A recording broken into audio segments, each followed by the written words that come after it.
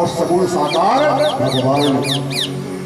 ब्रह्म को जानने वाले को कहते हैं ज्ञानी, परमात्मा को जानने वाले को कहते हैं योगी, और भगवान को जानने वाले को कहते हैं भक्त।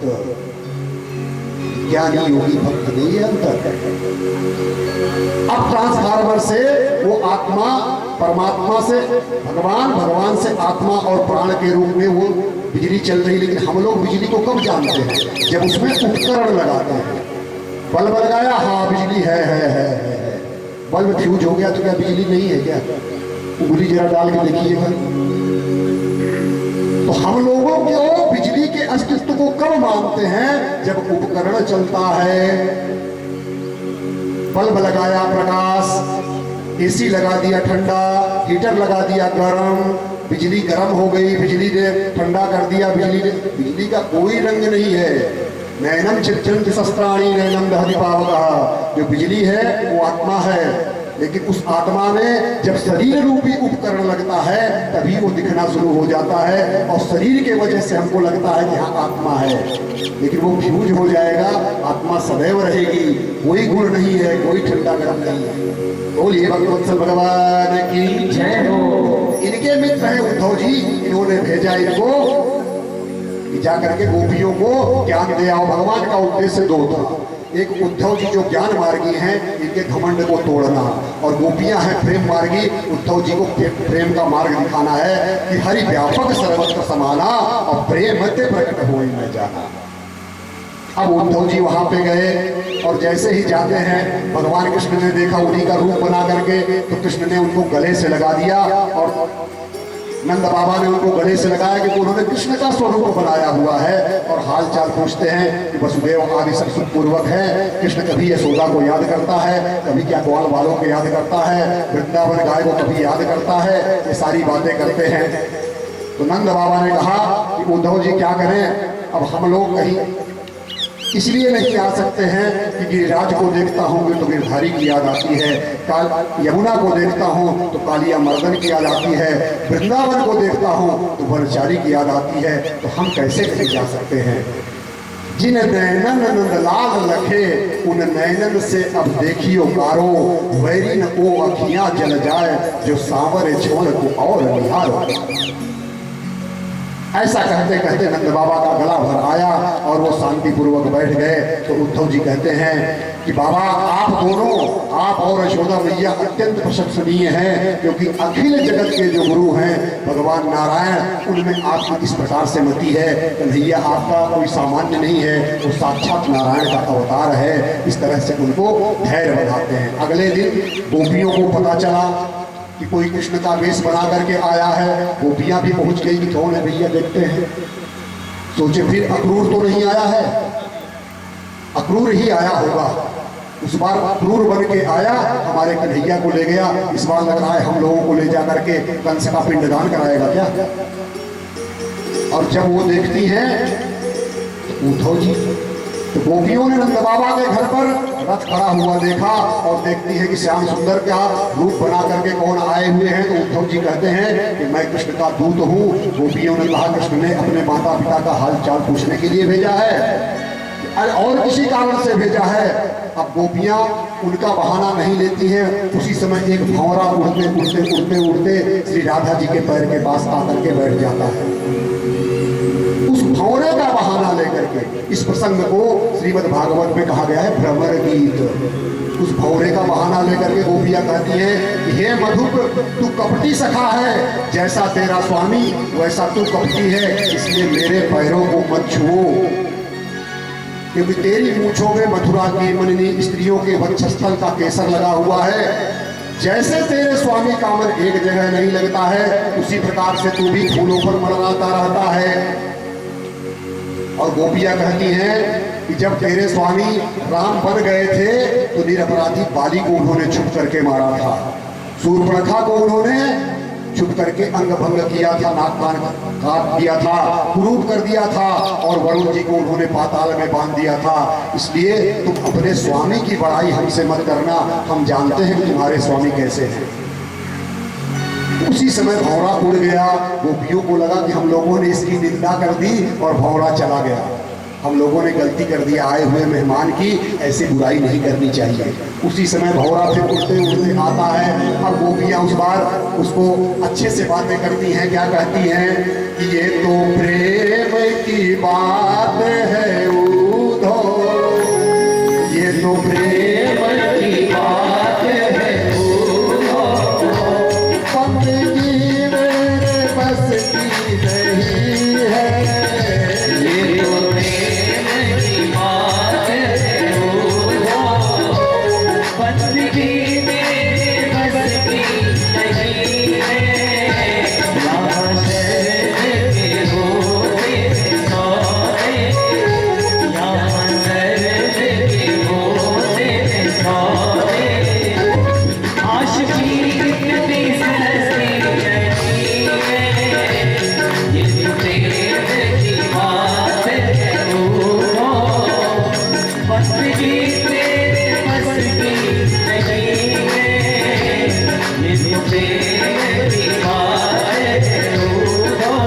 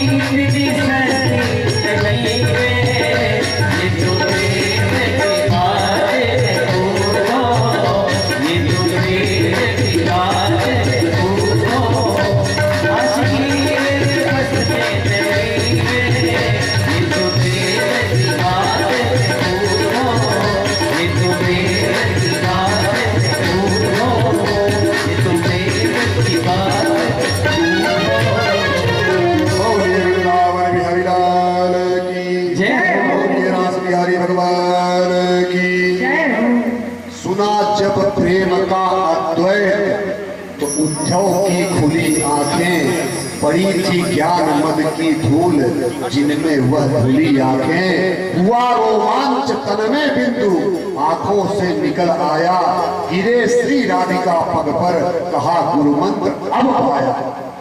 क्या गुरु मंत्र पाया? कि है प्रेम जगत का सार और कोई सार नहीं। गोपियां तुम सभी कृत्य हो, संपूर्ण लोगों के लिए पूजनीय हो। तुम्हारा मन कृष्ण के चरणों में इस प्रकार लगा है। दान व्रत तपस्या हवन जप स्वाध्याय आदि साधनों का यही प्रयोजन है कि श्री कृष्ण की भक्ति प्राप्त हो जाए। और तुम लोगों ने वह भक्ति प्राप्त कर ली है जो बड़े बड़े ऋषि मुनियों के लिए दुर्लभ है। उद्धव जी एक दिन वृंदावन आए थे एक दिन के लिए और रुक गए कई महीने तक। गोपियां श्री कृष्ण के लीला स्थली का दर्शन कराती हैं उद्धव जी को और श्री कृष्ण की लीलाओं का वर्णन करती हैं। सुनकर उद्धव जी यही कामना करते हैं कि मैं यही आशा करता हूं कि वृंदावन की कोई लता या झाड़ी बन जाऊं।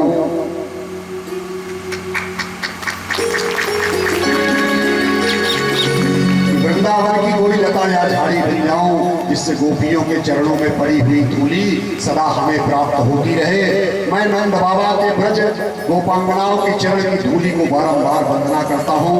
उनके द्वारा श्री कृष्ण के चरित्र से तीनों लोग पवित्र हो रहे हैं। उद्धव जी ने यशोदा से गोपी ग्वाल वालों से आज्ञा ली और मथुरा की यात्रा करके श्री कृष्ण से मिल रहे हैं और श्री कृष्ण को कह रहे हैं श्री कृष्ण तुम बहुत ही निष्ठुर हो। अभी कह के गए थे कि ध्यान से बड़ा कोई रास्ता नहीं है भगवान को पाने का। अब कह रहे हैं कि भैया तुम बहुत ही निष्ठुर हो। बोले क्या हो गया? ज्ञानी महाराज गए थे वहां से ज्ञानी बन के और लौट करके आ रहे हैं भक्त बन करके प्रेम के। सुखदेव जी कहते हैं कि परीक्षित इसके पश्चात भगवान श्री कृष्ण उद्धव के साथ उपजा के यहाँ गए, उसके मनोरथ को पूर्ण किया। फिर बलराम जी के साथ अक्रूर के घर गए। बलराम अक्रूर जी ने कृष्ण और बलराम का पूजन किया। हे प्रभु संपूर्ण देवता भूत राजा पितर आपकी ही मूर्ति है। आपके चरण कमलों की धोबर गंगा श्री त्रिलोकी को पवित्र कर रही है और वही आज हमारे घर पधारे हम धन्य हुए। भगवान श्री कृष्ण ने पांडवों की भी कुशल क्षेम पूछी और अग्निवीर जी को हस्तिनापुर भेजा जाकर के पांडवों की भी हालचाल लेकर के आइए और हमें बताइए। इधर क्या होता है कि जरासंध नाम के राजा हैं, उनके दो पत्नियां हैं। एक का नाम है अस्ति, दूसरी का नाम है प्राप्ति। अस्ति और प्राप्ति जरासंध की पत्नी है। पता है किसकी बेटी है? ये कंस की। ये दोनों नाम बहुत ही विचारणीय है। हम लोग भी इन्हीं दो के पीछे घूमते हैं। अस्ति माने है, अस्ति का अर्थ होता है और जो है उसको भूल करके हम कहाँ चले जाते हैं? प्राप्ति और चाहिए। तो अस्ति प्राप्ति अस्ति प्राप्ति हम लोग पहले चलते हैं प्राप्ति के लिए और प्राप्ति मिल गई तो उसको बना देते हैं अस्ति और फिर से चल पड़ते हैं प्राप्ति का। यही हम लोगों का क्रम है। अब वो जा करके अपने पिता को बताती हैं कि कृष्ण ने उनके पति को मार दिया। वो दोनों विधवा हो गई हैं। कंस की मृत्यु का समाचार सुनते ही जरासंध ने 23 अक्षौहिणी सेना को लेकर के मथुरा पर आक्रमण कर दिया और जरासंध की सैन्य सागर को देख करके भगवान के मन में केवल विचार किया कि आकाश से दिव्य 2 रथ प्रकट हो गए और रथ कैसे थे? इस समस्त युद्ध की सामग्री से परिपूर्ण थे।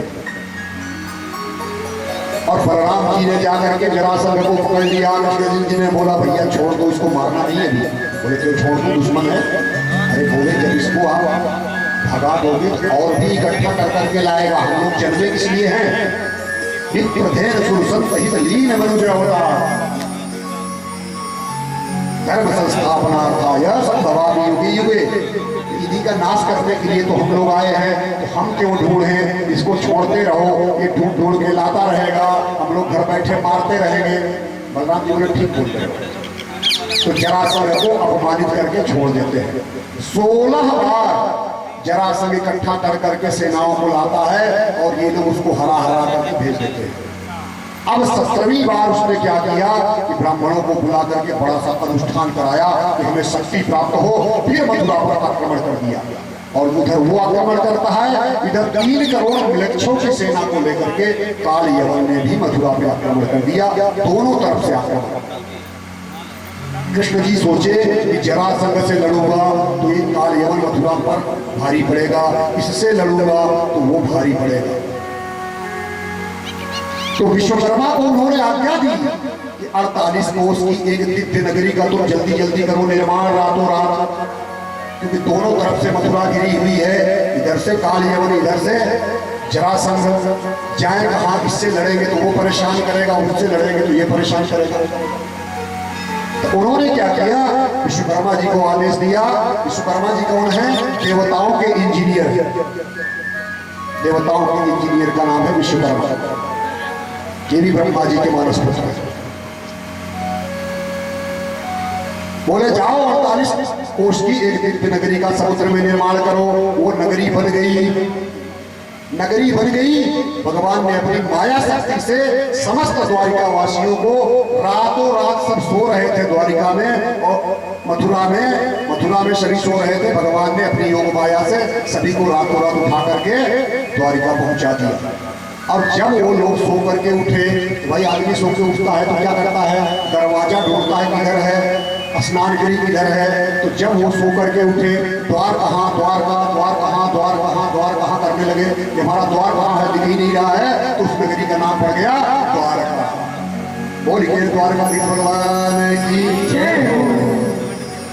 तो द्वारिका नाम की नगरी बसाए। उसके बाद भगवान क्या किए, काल यवन के सामने आए और उसके देखते ही उसके पीछे आगे आगे भागने लगे। भगवान भाग रहे हैं, काल यवन पीछे पीछे दौड़ा रहा है और भगवान उसको लेके कहाँ गए, एक गुफा में लेके गए। उस गुफा में मुचकुंद महाराज सो रहे थे। भगवान ने अपना उपवस्त्र उतार करके मुचकुंद महाराज के ऊपर डाल दिया और छुप गए गुफा में। काल यवन ने सोचा कि कृष्ण का वस्त्र है, कृष्ण ही है, हमारे डर के मारे यहाँ आके सो रहा है। एक लात मारा, जैसे लात मारे मुचकुंद महाराज जग गए और जैसे जगह उनकी दृष्टि काल यवन पे पड़ी, वो भस्म हो गया। यहाँ पे परीक्षित जी पूछते हैं कि महाराज सुखदेव जी, गुरुदेव ये कौन है मुचकुंद महाराज? तो बोले इक्ष्वाक वंश में जो मानधाता थे, उनके मानधाता के पुत्र हैं मुचकुंद, बहुत बलवान थे और देवासुर संग्राम में उन्होंने देवताओं की मदद करके उनको विजयी करवाया था। और देवताओं जब विजयी हुए थे मुचकुंद महाराज की वजह से, तो देवताओं ने इनको कहा था कि वरदान मांगिए। उन्होंने बोला कि देवासुर संग्राम में मैं थक गया हूँ, मुझे सोने का वरदान दीजिए, मुझे सोना चाहता हूँ, कोई निद्रा मेरी भंग न करे। तो देवताओं ने इनको तथास्तु कहा कि जाइए आप प्रेम से सोइए जब तक चाहें, और जो भी आपको जगाने आएगा, जिसकी भी दृष्टि पहले आपकी पड़ेगी उसके ऊपर वो भस्म हो जाएगा। ये बात श्री कृष्ण को मालूम थी। उसी गुफा में गए, आगे आगे काल यवन पीछे पीछे, और जैसे ही उसने जगाया काल यवन भस्म हो गया। और उसके बाद मुचकुंद महाराज क्या देखते हैं कि दिव्य प्रकाश उनकी गुफा में फैल रहा है और भगवान श्री कृष्ण से कहते हैं कि जन्म कर्मा विधानानि संतिम मेघम सहस्त्रशः। महाराज मेरे जन्म कर्म और नाम अनेक हैं, इसलिए लोग मुझे अनंत कहते हैं। जो वो दिव्य प्रकाश देखे तो भगवान कृष्ण से कहते हैं कि हे दिव्य पुरुष आप कौन हैं? तो भगवान कहते हैं एक नाम हो तो बताओ, एक जन्म हो तो बताओ, मैं अनंत हूँ, सहस्रशीर्षा भूखा सहस्त्रपाता। तो लोग मुझे अनंत कहते हैं, मैं भी उनकी गिनती नहीं कर सकता हूँ। इस समय वर्तमान में मैं यदुवंश में वसुदेव जी के यहाँ अवतीर्ण हुआ हूँ। आपकी क्या अभिलाषा है, मुझसे वरदान मांग लो महाराज। मुचकुंद महाराज ने कहा नकायेयम तव पाद सेवनात्, मुझे आपके चरण कमलों की सेवा के अलावा कुछ भी नहीं चाहिए, हमें केवल आपके चरण कमलों की सेवा का अवसर मिलता रहे, यही मेरी कामना है। तो कृष्ण ने कहा तुम्हारा अगला जन्म ब्राह्मण वंश में होगा और भजन करते करते तुम मुझको प्राप्त कर लोगे। यही महाराज मुचकुंद कलयुग में नरसी के रूप में अवतीर्ण हुए और भगवान का भजन करके उन्हें प्राप्त हुए। बोलिए भक्त नरसी की जय। जो भक्त नरसी है वही मुचकुंद महाराज थे। तो मुचकुंद को वरदान देकर के भगवान श्री कृष्ण मथुरा लौट आए और काल यवन की सेना का कर दिया संहार। अब जब जरासंध से लड़ाई हुई, क्योंकि उसने यज्ञ आदि करके शक्ति प्राप्त कर लिया था, तो जब शक्ति प्राप्त कर लिया तो कृष्ण बलराम क्या किए, रण छोड़ करके भाग लिए। तो भगवान जी का एक नाम पड़ गया रण छोड़ भगवान। बोलिए रण छोड़ भगवान की जय। है हमारी सनातन संस्कृति। कि माखन चोर भगवान, रणछोड़ भगवान, चीर हरण भगवान, ये सारे भगवान हमारे सनातन संस्कृति में हैं। यही एक धर्म है जो संपूर्ण विश्व को प्रकाशमान कर रहा है, वो है सत्य सनातन धर्म। बाकी सारे हैं पंथ। जैसे एक समुद्र होता है, अनेक नदियां हैं, तो नदियां पंथ हैं, लेकिन आगे कहाँ मिलेगी समुद्र। तो कृष्ण भागते भागते क्या किए कृष्ण बलराम, प्रवर्षण नाम के पर्वत पर चढ़ गए। जरासंध उनको ढूंढने लगा, वो मिले ही नहीं, तो वो क्या किया, आग लगवा दिया पूरे पर्वत पर। कृष्ण और बलराम 11 योजन पर्वत से ऊपर से छलांग लगा करके द्वारिका पहुंच गए। और जरासंध समझ रहा है कि जो मैंने आग लगवाया वहां पे दोनों भाई समाप्त हो गए। अब द्वारिका में अनर्थ देश के राजा हैं महाराज रैवत, उनकी पुत्री है रेवती, त्रेता युग से जन्मी है। उनके लिए वो वर ढूंढ रहे हैं शादी के लिए। ब्रह्मा जी के पास गए कि हमारे बिटिया के लिए वर बताइए। ब्रह्मा जी ने उस समय नृत्य गान में मस्त थे। जब समाप्त हुआ तो रेवत जी ने रेवती के लिए वर की इच्छा का अपना उद्गार किया। तो ब्रह्मा जी बोले कि देखिए ऐसा है कि वर्णों के विषय में विचार मत कीजिए, अब सब काल कलवित हो गए हैं। इस समय चल रहा है द्वापर युग और आपकी बेटी किस युग की है, त्रेता युग की। तो आप चले जाइए द्वारिका, वहां पे यदुवंश में बलराम जी हैं, उन्हीं से अपनी पुत्री रेवती का विवाह कर दीजिए। तो ब्रह्मा जी के प्रेरणा से महाराज रैवत द्वारिका आए और रेवती का विवाह बलराम जी से हो गया। अब त्रेता युग की थी तो बलराम जी से बड़ी है। अब कृष्ण जी को जब मौका मिलता था तो चिढ़ाते भी रहते थे कि बड़े बड़े भैया की बड़ी बड़ी बहू की। कृष्ण जी मजा भी ले रहे हैं कि भैया हमारे छोटे, बहू जी हमारी बड़ी। तो एक दिन क्या किया, बलराम जी ने अपना हर मुसल उठाया और रेवती जी को थोड़ा ठोक ठोक करके अपने बराबर कर लिया। बोला अब बोल बोलिए, बोलिए वृंदावन बिहारी लाल की जय हो। अब इधर क्या होता है, परीक्षित जी एक प्रश्न पूछते हैं कि बलराम की शादी की बात तो आपने बढ़िया बताई। एक मन में शंका है गुरुदेव। गुरुदेव जी महाराज क्या, भगवान भीष्म सुताना रुक्मणी रुचिचारणा राक्षसेन विधानेन उपयेमहि विस्तृतम्। राजा परीक्षित सुखदेव जी से पूछते हैं कि गुरुदेव ये शादी की तो बात आपने बताया कि रेवती का और बलराम जी का विवाह हुआ, लेकिन मैंने सुना है कि रुक्मिणी जी का विवाह कृष्ण के साथ राक्षस विधि से हुआ था। राक्षस विधि उसे कहते हैं जब किसी कन्या का अपहरण करके उठा ले जा करके उसको पत्नी बनाया जाए, उस विधि को कहते हैं राक्षस। तो परीक्षित कहते हैं कि क्या गुरुदेव ऐसा हुआ था क्या, वह किस प्रकार हुआ था, कृपया बताने की कृपा करें। श्री सुखदेव जी कहते हैं कि परीक्षित विदर्भ नरेश है महाराज भीष्म। भीष्म के 5 हैं पुत्र और एक है पुत्री। रुक्मी आदि 5 पुत्र हैं और एक है पुत्री, उनका नाम है रुक्मिणी। अब पिताजी एक दिन पुत्रों को बुलाए कि बिटिया की शादी की बात ही करते हैं बेटों से, और उन्होंने बोला कि हम उसकी शादी करना चाहते हैं। तो बोले पिताजी कहाँ करेंगे, तो बोले श्री कृष्ण से अच्छा तो कोई वर हमारी बिटिया के लिए है नहीं। उसी समय उनका भाई जो रुक्मी है भड़क गया, बोला पिताजी आप बूढ़े हो गए हैं, अब आपकी दिमाग ठीक से काम कर नहीं रही है, आप अपना काम कीजिए, हमारी बहन हमको प्रिय है और हम भाई लोग अपना ये कार्य करेंगे, आप चुपचाप बैठे रहना, सारी शादी का मैनेजमेंट प्रबंधन सब कर लेंगे। तो बोले करोगे कहाँ, तो बोले चेत नरेश शिशुपाल से अच्छा कोई वर नहीं है रुक्मिणी के लिए और शिशुपाल से ही इसकी शादी करें। अब भाभियों के माध्यम से जब रुक्मिणी जी को पता चला कि भैया हमारी शादी कर रहे हैं शिशुपाल से। रुक्मिणी जी कौन है, लक्ष्मी का अवतार। इस कृष्ण अवतार में रुक्मिणी जी लक्ष्मी जी नहीं आ रही थी। भगवान जी ने बोला कि चलो तो नहीं चल रही थी। भगवान की शक्ति कौन है, राधा, जो आधारों का आधार। भगवान है शक्तिमान, तो किस शक्ति से कार्य करते हैं, राधा रूपी शक्ति से कार्य करते हैं। रुक्मिणी जी कौन है, लक्ष्मी। तो जब अवतार का समय आया सभी लोगों को आदेशित हुआ चलिए अवतार लिया जाए। लक्ष्मी जी बोली भैया मैं तो नहीं जाऊंगा। भगवान बोले क्यों, अरे बोले राम अवतार में जाकर के अच्छी परीक्षा मेरी कराए हैं, वन वन भटकना पड़ा और कभी रावण के यहाँ भक्ति तो कभी यहाँ वहाँ, धरती माँ से मैं किसी तरह से अपना आश्रय मांगी, अब इस बार मैं जाने वाली नहीं। भगवान ने कहा देवी आप एक काम करना, कोई समस्या नहीं होगी। बोले क्या? बोले महल से निकलना ही नहीं इस बार। पिछली बार गलती आपकी थी, लक्ष्मण जी ने बोला था बाहर मत निकलना, निकल पड़े। आप निकलना में बैठे रहना, इस बार कुछ नहीं होगा, कोई आपको नहीं ले जाएगा, और हरण होगा तो मैं ही करूंगा। तब उन्होंने आकर के महल के बाहर आज तक निकली ही नहीं थी। जब भाभियों ने बताया तो उन्होंने भी अपनी इच्छा व्यक्त कर दी कि हमारे मन में कोई और बसा है, भैया को समझाओ। भाभी लोग बोली भैया को नहीं समझा पाएंगे, अब आप ही कुछ उपाय कर लो। 3 दिन बाद बारात आने वाली है, लगन मुहूर्त सब बन गया है, समय है, जो उपाय करना हो कर लो। उन्होंने ब्राह्मण देवता को बुला के पंडित जी महाराज पुरोहित जी इधर आइए। बोले क्या है? एक उन्होंने पत्र लिखा भगवान के लिए, बोले ये पत्र ले जाइए और श्री कृष्ण को दे करके आइए। ब्राह्मण देवता पत्र लेकर के चल दिए, पहुंच गए द्वारिका। द्वारपालों ने बताया कि प्रभु एक ब्राह्मण देवता आए हैं, बोले आदर सहित उनको अंदर ले आइए।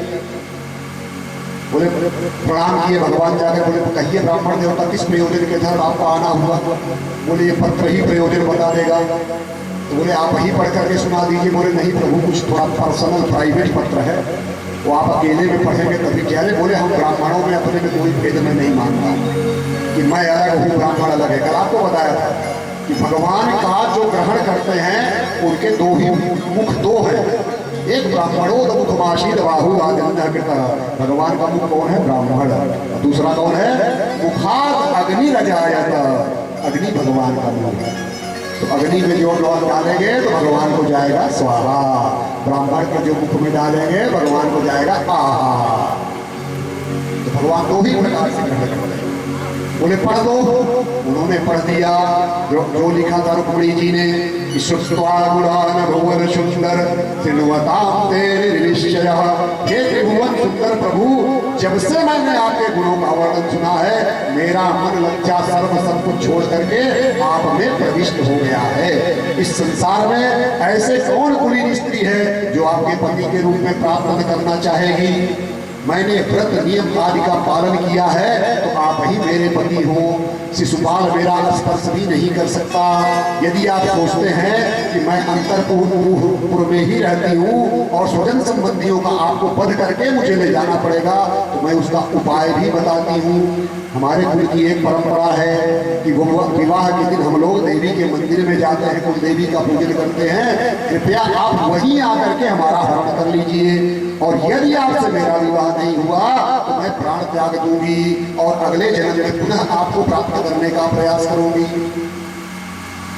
जब ब्राह्मण जी के मुख से कृष्ण जी ने सुना तो बोले पंडित जी चलो। तुरंत रथ में बैठे, बोले पंडित जी बैठ जाओ, और लेके पंडित जी को बैठा के चल दिए।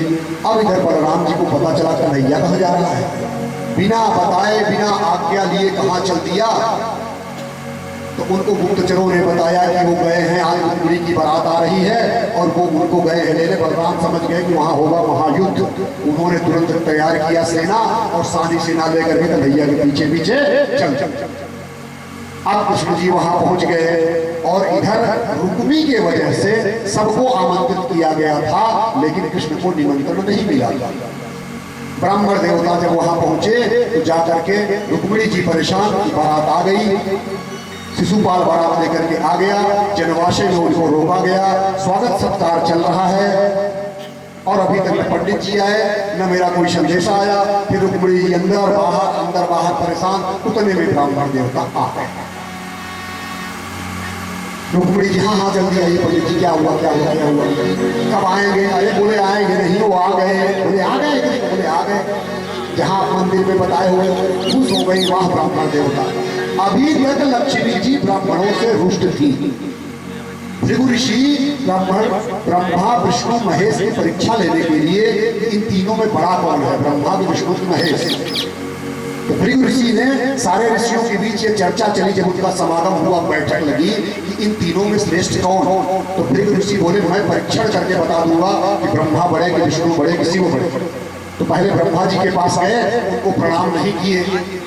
और जाके बैठ गए। ब्रह्मा जी को बड़ी गुस्सा लगी कि यार मेरा बेटे होकर के ऋषि मुनि हमसे पैदा लिए, ये प्रणाम तक नहीं कर रहा है। तो जब ब्रह्मा जी को गुस्से में देखे तो चल दिए कि एक की परीक्षा हो गई। उसके बाद शिव जी के पास पहुंचे, उनको जाके आप शब्द कहने लगे, क्या भांग धतूर खा करके ऐसे नंग दरंग घूमते हो, आपको शर्म नहीं आती है। शिव जी को भी गुस्सा आ गया, वो हो गया, दो की परीक्षा हो गई।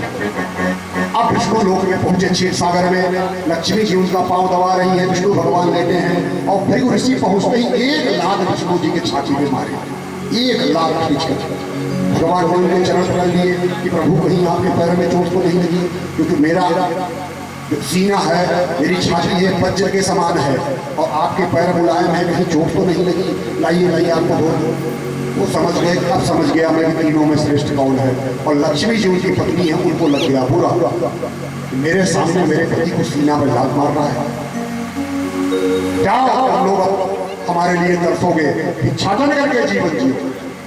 जैसे ही लक्ष्मी जी ने श्राप दिया था, तब से ब्राह्मण लोग केवल ब्राह्मण गोधन केवल भिक्षाटन करके ही वो जीवन जीते थे।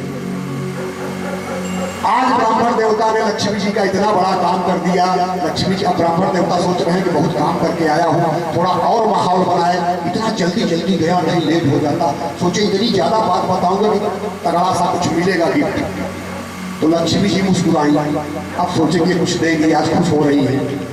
तो लक्ष्मी जी ने उनको दिया कार। ये हुंडई वाली कार नहीं, हाथ वाली कार, माने नमस्कार, नमस्कार उनको दे दिया।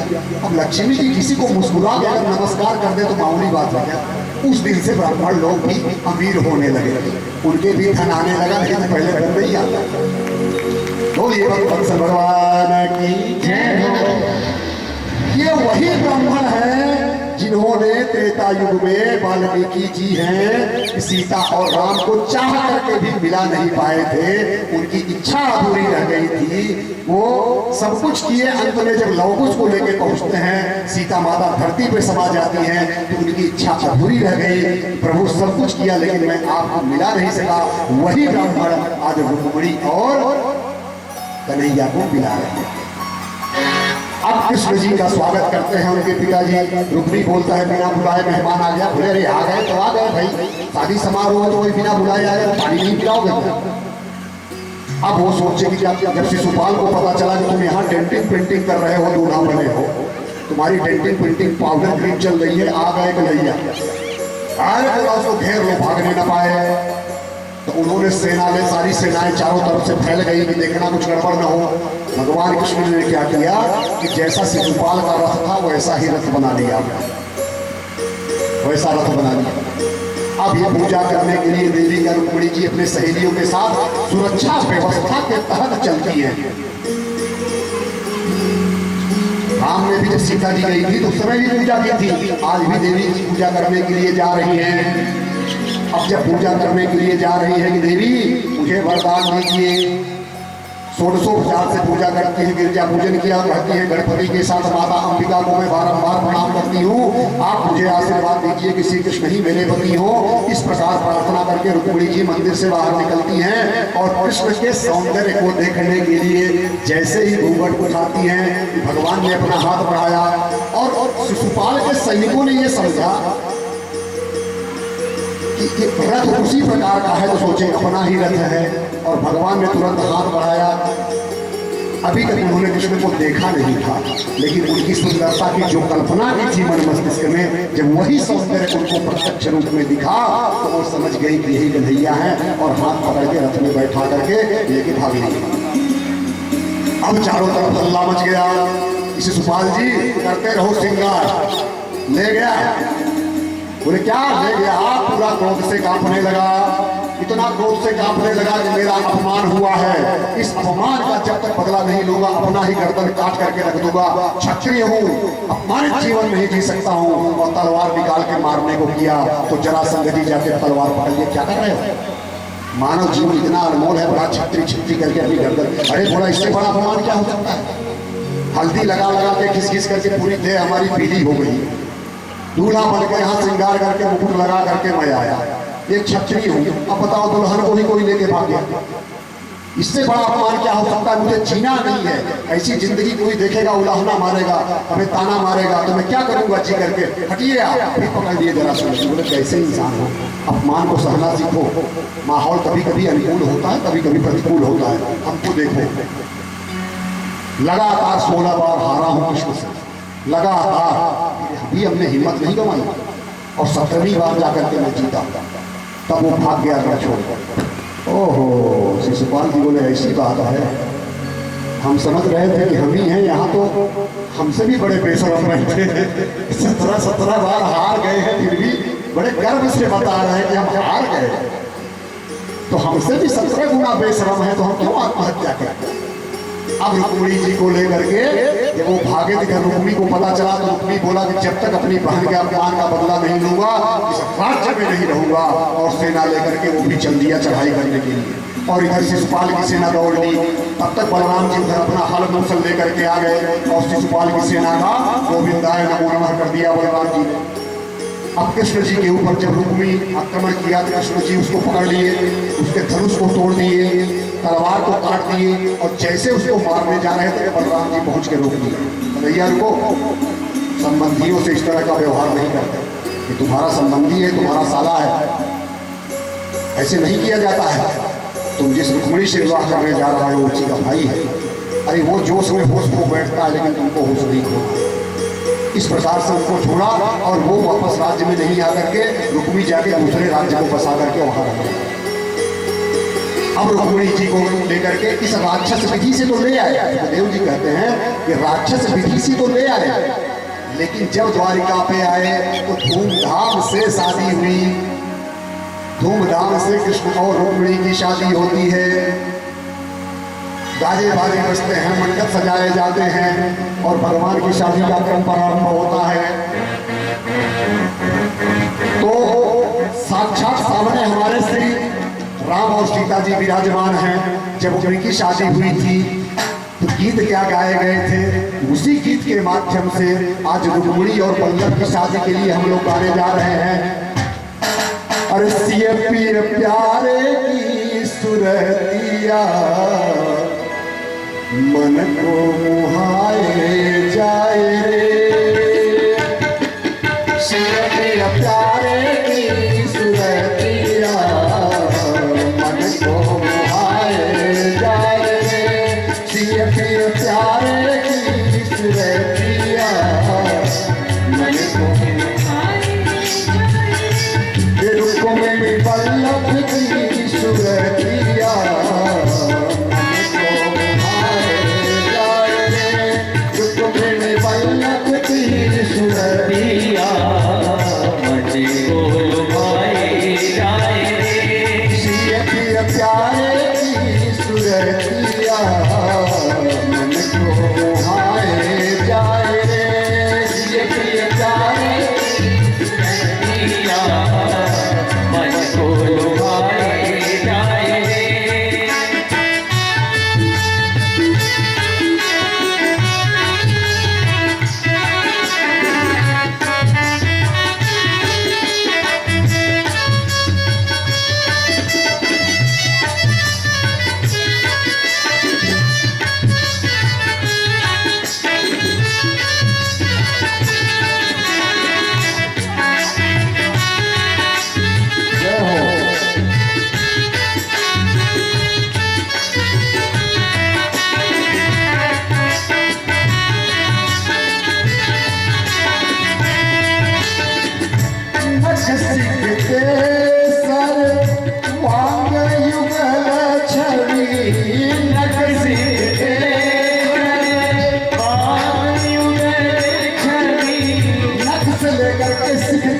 सारे अंग कितने सुंदर हैं।